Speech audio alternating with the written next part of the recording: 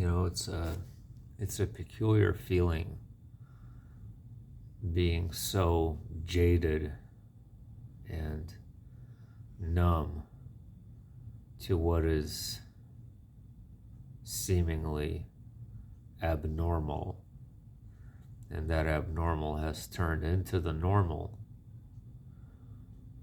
And when it's been happening for so many years with no end in sight and no answers provided, you truly do become numb to it.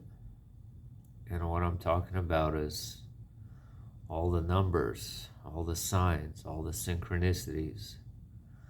What I've talked about last time, it's truly reached a point to me where this is getting really old. And yesterday, driving in heavy traffic, I saw such a large number of buildings with 9/11 in their building numbers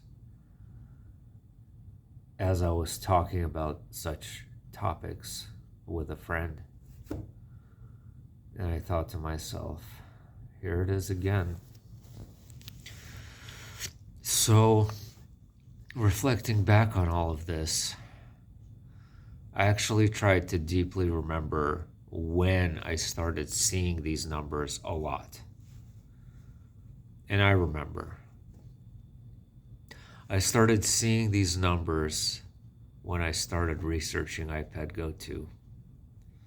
In 2017, that's how freaking long it's been.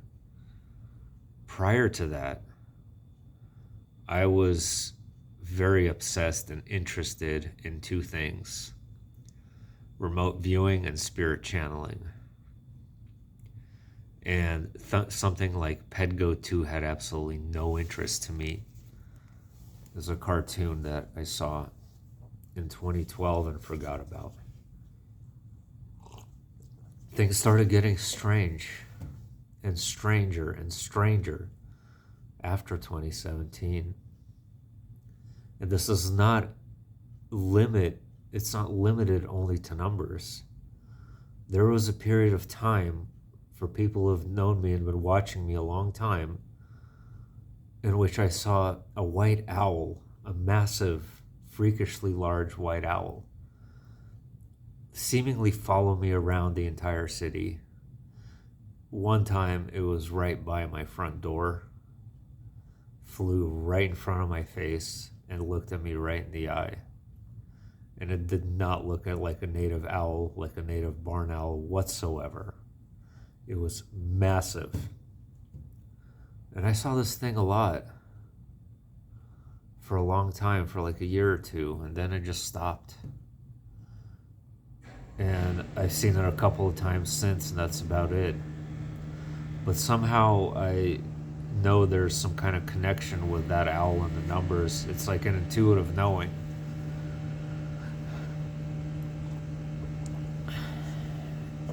But, I've reached a point where I can't. I need to know.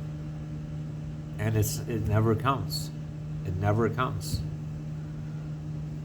I mean, maybe I'm impatient. I get that. But I feel like I've been patient long enough, too. And as far as these eclipses are concerned,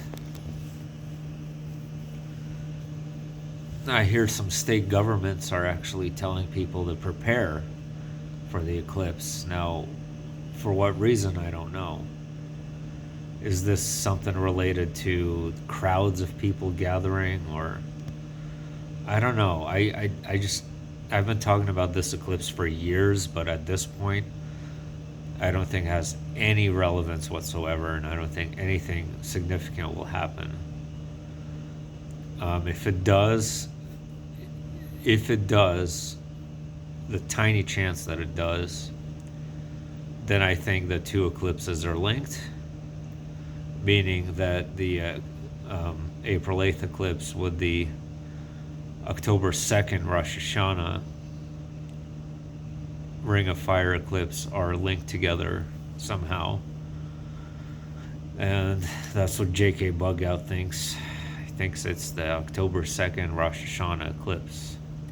That's the real date of Pedgo 2, and I'm not convinced, but I do think that those two eclipses have a relationship.